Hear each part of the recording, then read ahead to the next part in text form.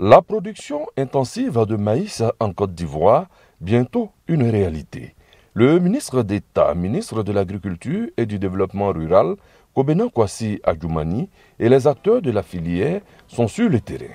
Gogokro, nous sommes dans la sous-préfecture de Yamoussoukro. Ce site de 500 hectares sert de lancement de ce projet ambitieux qui consiste à produire plus sur une petite parcelle. Passer de 2 tonnes à l'hectare à environ 15 tonnes. Le président de la filière maïs y croit fermement.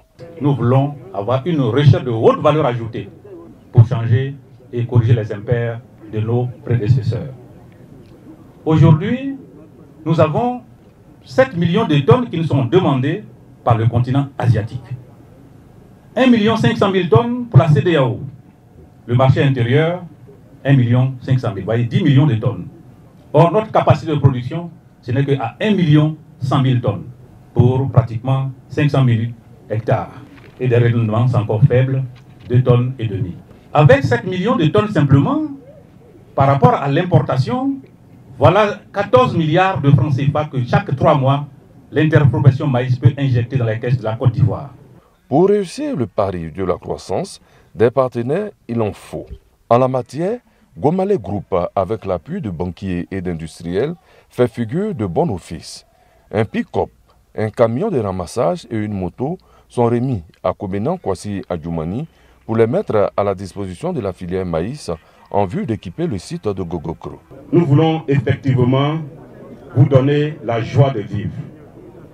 La voiture qui arrive, je remets ça au ministre d'État, au ministre de l'Agriculture, pour remettre à M. Nzi, pour qu'il fasse toute la Côte d'Ivoire et que le développement de maïs culture soit une réalité. Remettre au goût du jour les acquis du passé pour permettre au monde agricole de jouir des fruits de la croissance, tout en offrant un mieux-être à toute cette jeunesse rurale. La vision du gouvernement s'affiche. Nous avons décidé de nous mettre au travail et nous sommes à la phase d'exécution donc de ce projet-là. Nous sommes venus ici sur des espaces aménagés en son temps par le président Félix Houphouët-Boigny, qui avait une vision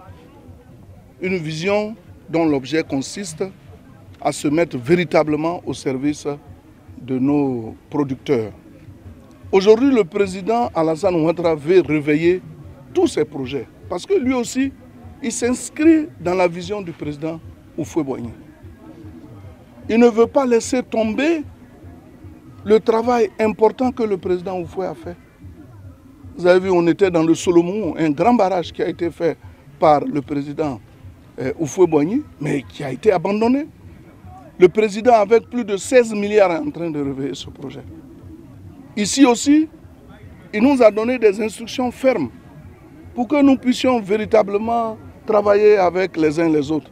Et Dieu merci, on a des partenaires privés qui sont prêts à nous accompagner.